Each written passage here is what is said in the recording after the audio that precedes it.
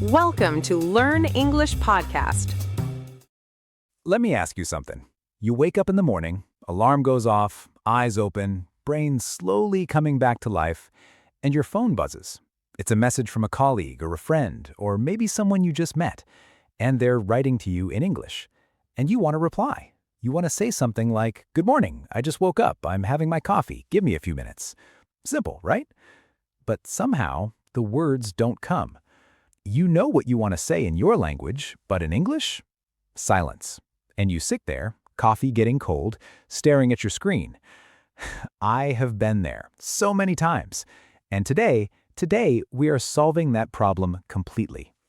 In this episode, we're going to cover the exact vocabulary you need to talk about your morning routine in English. We're going to teach you the phrases that sound natural and fluent, not textbook, not robotic. We're going to show you the grammar that holds it all together, and we're going to walk you through a common mistake that even advanced learners make every single day. By the end of this episode, you will be able to describe your entire morning in English, confidently, naturally, and with real detail.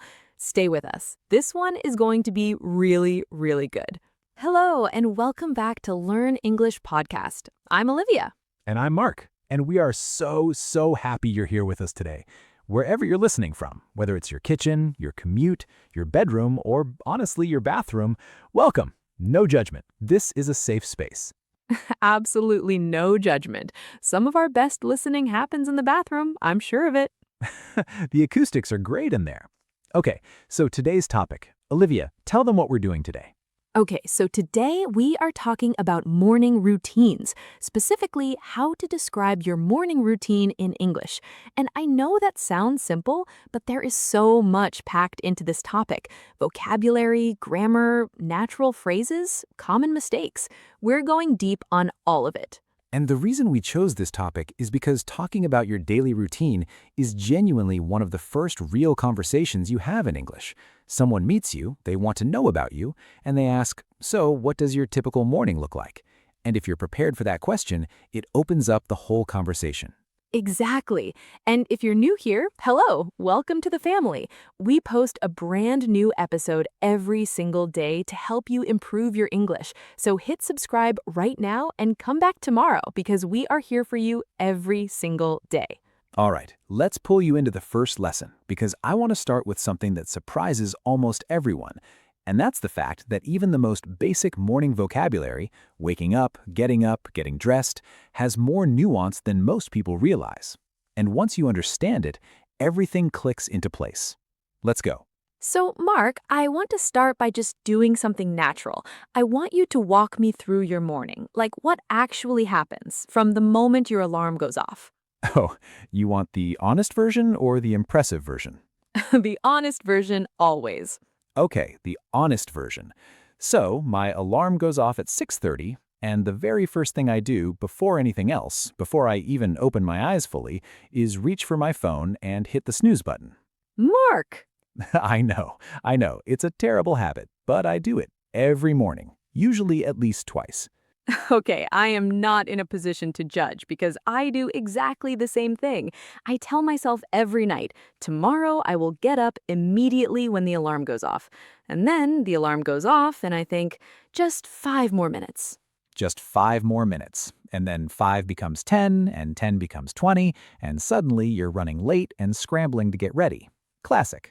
Okay, so let's actually stop here because hit the snooze button and get up and wake up. These are our first key phrases for today, and there are some really important differences between them. Wake up, the moment you stop sleeping and become conscious. I wake up at 6:30 every morning, but I don't really feel awake until I've had coffee. Get up, the physical action of leaving your bed. I wake up at 6:30, but I don't actually get up until 10 to 7. Hit the snooze button, to press the button that gives you a few more minutes of sleep before the alarm sounds again. I hit the snooze button twice before I finally drag myself out of bed. Drag yourself out of bed to get up with great difficulty when you really don't want to. It was a Monday morning and I had to drag myself out of bed. And that difference between wake up and get up is genuinely one that a lot of learners miss. They use them interchangeably, but they're not the same. Waking up is about your consciousness returning. Getting up is about your body actually moving. You can wake up and then lie in bed for half an hour. That happens to me on weekends all the time. I wake up, I'm aware, but I just stay there, looking at the ceiling, listening to birds, not getting up. That sounds incredibly peaceful. It really is. But on weekdays, no ceiling staring. I get up. You know, I had a friend. She was learning English, and she said to her host family one morning, I got up very early, but I couldn't wake up. And they were so confused, because logically, if you got up, you must have woken up, right? Right. But what she meant was, she got out of bed very early, but she still felt half asleep. She still felt groggy. She couldn't fully wake up, even though she had physically gotten up. And actually, that's a really real thing. Your body is up, but your brain is still in sleep mode. And that brings us to a great vocabulary word, groggy. Groggy means that slow, foggy, heavy feeling you have right after you wake up, when you're not quite alert yet.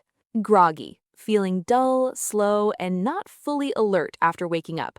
I felt so groggy this morning. I think I woke up in the middle of a deep sleep cycle. Sleep mode, informal, when your brain hasn't fully woken up yet. Don't ask me anything complicated before 9. I'm still in sleep mode. Alert, fully awake, aware, and mentally sharp. I never feel fully alert until I've had my first coffee and been awake for at least 20 minutes. Groggy is one of those words that genuinely sounds like what it means. Heavy, slow, groggy. Say it. Groggy. Groggy. Perfect. Use that word next time someone asks how you are in the morning, and you will sound incredibly natural. Okay, so Mark, after you hit the snooze button twice and finally drag yourself out of bed, what comes next? Okay, so the very first thing I actually do, and this is something I started doing maybe 2 years ago and genuinely changed how I feel in the mornings, is drink a big glass of water. Before coffee, before breakfast, before anything. Just water. Oh, interesting. I go straight for the coffee. The moment my feet hit the floor, I am walking to the coffee machine to make coffee. The moment my feet hit the floor. That's a great phrase, by the way. Natural, vivid, very English. It is, and it really is the moment. I don't stop, I don't pause, I don't stretch. I go directly to the coffee machine. I used to do that too, but I read that drinking water first helps your body rehydrate after sleeping, and it actually helps you feel more awake faster. So now, water first, then coffee. Maybe I should try it, but I feel like my coffee machine would be hurt. Your coffee machine has feelings? It absolutely does. It's the most important relationship in my life. Okay, so let's keep building out this vocabulary, because after getting up and dealing with hydration, whether that's water or coffee, most people go through a pretty similar set of morning activities, and there's specific vocabulary for all of it. Right, let's go through the most common ones, and let's not just give definitions, let's give some real context. Take a shower, have a shower, to wash yourself with water. I always take a shower in the morning. It's the thing that really wakes me up. Both are correct. Take a shower is more common in American English, have a shower is more common in British English. Get dressed, to put on your clothes for the day. I got dressed in a hurry this morning because I slept through my alarm. Have breakfast or eat breakfast, to eat your morning meal. I always have breakfast before I leave. I can't function without it. Skip breakfast, to not eat breakfast, to miss it. I sometimes skip breakfast when I'm really late, but I always regret it. Get ready is a general phrase covering everything you do to prepare for your day. How long does it take you to get ready in the morning? And get ready is such a useful umbrella phrase. It covers everything: showering, getting dressed, doing your hair, putting on makeup, eating, packing your bag, everything. If someone asks, how long does it take you to get ready, they mean the whole process. For me, it's about 45 minutes on a normal day. If I'm going somewhere special, it can be an hour and a half. An hour and a half? I'm ready in 20 minutes. Well, some of us take care with our appearance, Mark. I take care, I just take care quickly. Okay. Moving on. But this is actually a great real-life conversation topic, asking someone how long they take to get ready. It leads into personality, habits, lifestyle, really good conversation territory. And here's where most people get it wrong, and we're going to dig into that right after this. Quick moment. Hey, if you're finding this episode useful, do us a favor and share it with one person who's learning English. Just one person. Send them the link, tell them, hey, this podcast posts every day and it's actually really good. Because that's how we grow, and it genuinely makes a difference. And save this episode too. You'll want to come back to some of these phrases later. Okay, so here's something that comes up all the time with intermediate learners, and it's a grammar issue that's actually really closely connected to morning routines specifically. It's about tense. When we talk about our morning routine, our habits, we use the simple present tense. I wake up at 7. She makes coffee first thing. He takes a shower before breakfast. This is the tense for things we do regularly, repeatedly, habitually. But what we often hear is learners using the present continuous instead, saying things like, I am waking up at 7 every morning, or she is always making coffee in the morning. And the thing is, it's understandable why this happens. In a lot of languages, and I'm thinking of several Romance languages, some Slavic languages, and many others, there isn't a strong distinction between I do and I'm doing. The same verb form covers both. So learners bring that pattern into English because it feels natural. And it's a logical transfer. It's not a careless mistake. But in English, the present continuous, I am doing, describes something happening right now, in this moment. So if you say, I am waking up at 7 every morning, it creates a slightly strange mental image, like waking up is happening continuously right now, all the time. Which sounds exhausting, honestly. It really does, like you never stop waking up. So the rule is clear. For habits and routines, simple present, full stop. I wake up.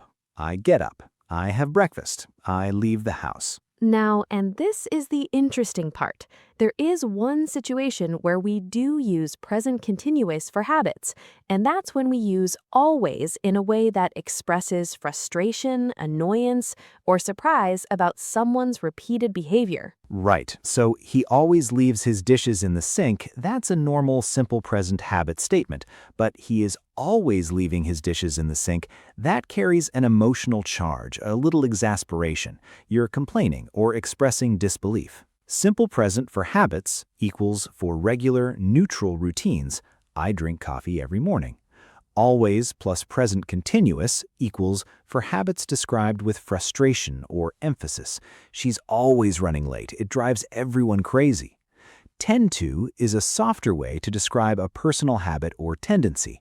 I tend to skip breakfast when I'm in a hurry. Tend to is such a useful phrase. It sounds educated and natural.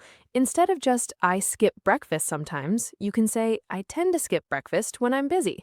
It adds nuance. I went through a period in my life I was working incredibly long hours, getting up at 5 in the morning, getting home after 10 at night, and my whole morning routine was just survival mode. Wake up, coffee, out the door. There was no time for anything else. And I remember trying to explain this to a friend who was helping me practice my English, and I didn't have the vocabulary. I couldn't describe how rushed and chaotic my mornings felt. I just kept saying, I wake up, I go, I come back, I sleep. And she looked at me with this mix of sympathy and gentle frustration and said, Mark, you need more verbs.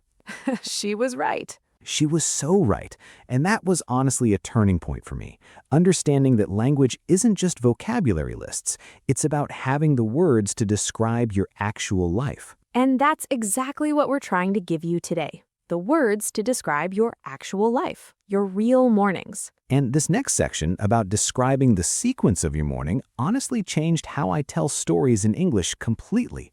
Let's get into it. Okay, so here is the mistake, the one that I want to highlight specifically because it's so common and so fixable. Are you ready? I'm ready. The word then. Most learners, when they describe a sequence of events like a morning routine, use the word then for every single transition. I woke up, then I got up, then I brushed my teeth, then I had breakfast, then I got dressed, then I left the house, then. And again, it's not wrong. Then is a perfectly correct English word. But when you use it over and over in every sentence, it starts to sound like you're reading from a list. It sounds mechanical. It loses its flow. In natural spoken English, we mix our sequence words and phrases. We use a variety of connectors. And the moment you start doing this, your English sounds dramatically more fluent. Not slightly more fluent, dramatically. Emphasis. Let's go through the best ones, and I want to give you real, natural examples, not just definitions. First, to introduce the first action in a sequence. First, I check my alarm to make sure I haven't dreamed that it went off. Then, after that, to move to the next step. Then I get up. After that, I go straight to the kitchen. While, two things happening simultaneously. While I'm eating breakfast, I check my emails or listen to something. Before plus verb or noun to show one thing happens prior to another. I always make my bed before I leave the room. And also as soon as, immediately when something happens. As soon as my alarm goes off, I reach for my phone. And once, I want to put a special spotlight on once, because it is genuinely one of the most useful words for describing sequences, and learners underuse it constantly. Once I'm dressed, once I've finished breakfast, once I'm out the door, it moves the story forward so smoothly. Okay, let me try to put it all together. I'm going to describe my morning using all of these connectors. Ready? Go for it. So, first, my alarm goes off at 7. I hit the snooze button once, just once, and then I get up. As soon as I'm out of bed, I go straight to the kitchen to start the coffee. While the coffee is brewing, I go and have a quick shower. After that, I get dressed, usually while I'm listening to something on my phone. Once I'm dressed, I go back to the kitchen, pour my coffee, and sit down for about 10 minutes before I have to leave. I don't really eat breakfast at home. I tend to grab something on the way to work. And then, once I'm out the door, I feel like the day has officially started. Impressive. That is beautiful, genuinely. Did everyone hear the variety in that? First, then, as soon as, while, after that, once I'm dressed, once I'm out the door, not a single then in sight. I practiced. And that's the point. It takes a little practice. But once you're aware of these connectors, you start hearing them everywhere, in podcasts, in conversations, in movies. And then slowly, naturally, they start showing up in your own speech. One more time because this is worth repeating. Don't just swap all your thens for afters. Mix them. Use once, use while, use as soon as, and use before. Variety is what makes speech sound natural.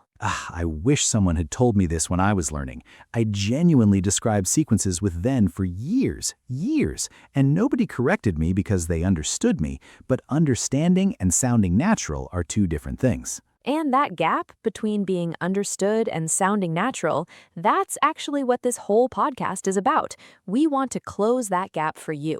Okay, before we wrap up today, I want to add one more layer to today's lesson because we've talked about vocabulary, we've talked about grammar, we've talked about sequence connectors, but I want to talk about something that brings all of this together, and that's asking other people about their morning routines in English, because conversation is a two-way street. Yes, this is so important. Knowing how to describe your own morning is one thing, but being able to ask questions and keep a conversation going, that takes it to a whole nother level. Thoughtfully, what are some natural ways to ask someone about their morning routine in English? Great ones to know. Are you a morning person? Is a friendly way to open up a conversation about mornings and routines. Are you a morning person or do you need time to wake up? What does your morning usually look like before work? A natural, open-ended question. What does your morning usually look like before work? What time do you usually get up on weekdays? Direct and simple. What time do you usually get up on weekdays? Do you have a morning routine? Is a question that invites someone to share their habits. Do you have a morning routine or does every morning look different? And I love asking, are you a morning person, because it tells you so much about someone. And it's one of those questions where the answer usually leads somewhere interesting. If someone says, oh, no, absolutely not, I'm a complete disaster before 10 a.m., that's a conversation. You can laugh about it, you can share your own experiences, you can bond over mutual grogliness. Mutual grogliness. That should be a real word. I'm putting it in the dictionary right now. But seriously, these questions are conversational gold. They're low stakes, they're personal, they're relatable, and they lead naturally into all kinds of other topics: health, work schedules, sleep, productivity, coffee, everything. And here's one final tip before we go into the recap. When you're describing your routine in conversation, don't just list what you do. Add a little feeling, add a little personality. Instead of I have breakfast, try I usually have a quick breakfast, just toast and coffee honestly, because I'm never that hungry in the morning.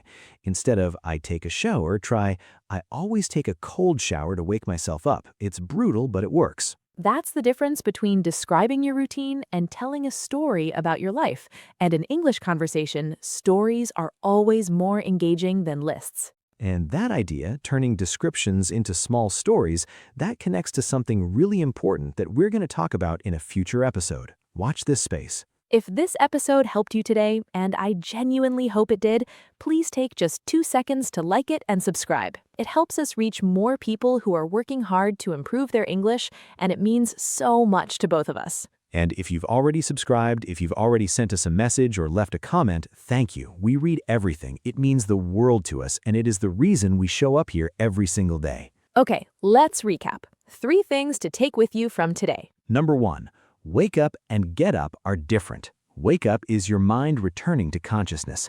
Get up is your body leaving the bed. Don't mix them up. Number 2, for habits and routines, always use simple present tense. I make coffee every morning, not I am making coffee every morning. Save present continuous for things happening right now or for frustrated always statements. And number 3, mix your sequence connectors. Don't just say then every time. Use first, once, while, after that, as soon as, and before.